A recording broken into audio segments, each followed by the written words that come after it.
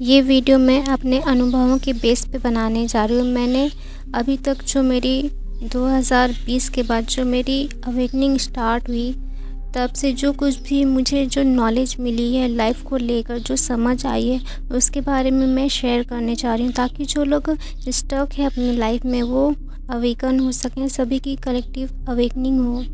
तो energy, vibration और frequency क्या है? अगर साइंस के नज़रिए से हम एनर्जी को जानना चाहेंगे तो निकोला टेस्ला जो एक साइंटिस्ट है वो कहते हैं कि अगर हम लोग ब्रह्मांड को समझना चाहते हैं तो हमें एनर्जी, वाइब्रेशन और फ्रीक्वेंसी के कॉन्सेप्ट को अच्छे से समझना पड़ेगा।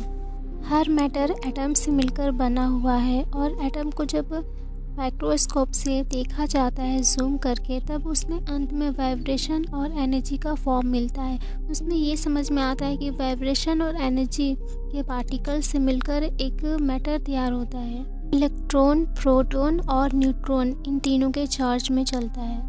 Chemical wave, mechanical potential, kinetic, thermal और light energy, quantum, solar energy, ये सभी एक ही एनर्जी का फॉर्म है, लेकिन इनके पार्टिकल्स और मैटर अलग अलग हैं और ये अपने आप को एक फॉर्म से दूसरे फॉर्म में ट्रांसफ़र करती रहती है। तो साइंटिफिक वे में समझ ले कि एनर्जी क्या होती है। अब स्पिरिचुअली इसका मतलब जानते हैं कि क्या होता है। हमारे आध्यात्म में एनर्जी को क्या कहा जाता है? ऊर्जा को हमारे धर्म में प्राण ऊर्जा, शक्ति का दर्जा दिया गया है, जो डिवाइन फेमिनाइन एनर्जी को रिप्रेजेंट करती है, जो हमारे जीवन का निर्माण और विनाश दोनों करने की शक्ति प्रदान करती है।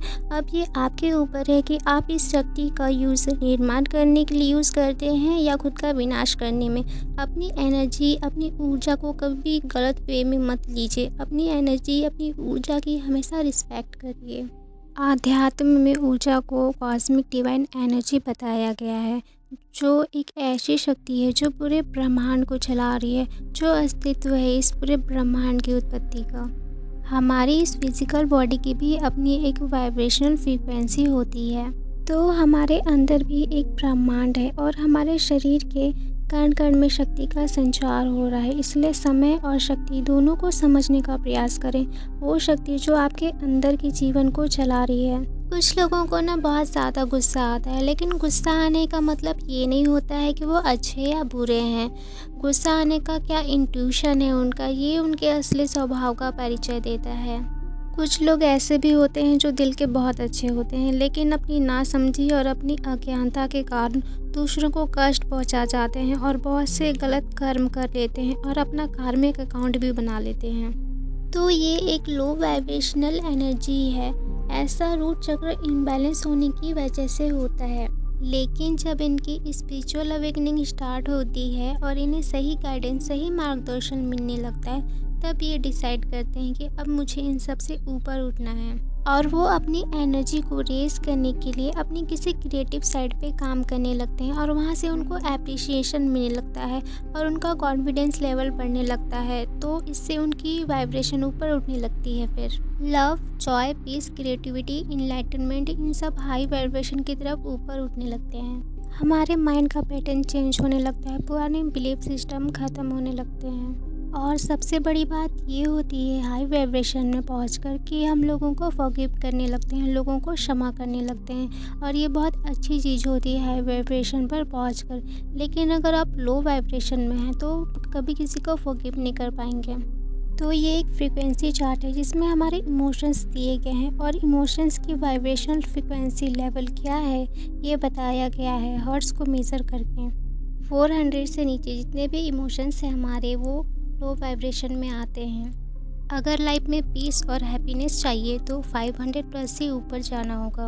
500 से ऊपर जितनी भी एनर्जीज आती हैं सभी हाई वाइब्रेशन में आती हैं। कोई भी एनर्जी बुरी नहीं होती है, बस वो बैलेंस होनी चाहिए हमारे अंदर, क्योंकि हर इमोशंस का अपना अस्तित्व होता है।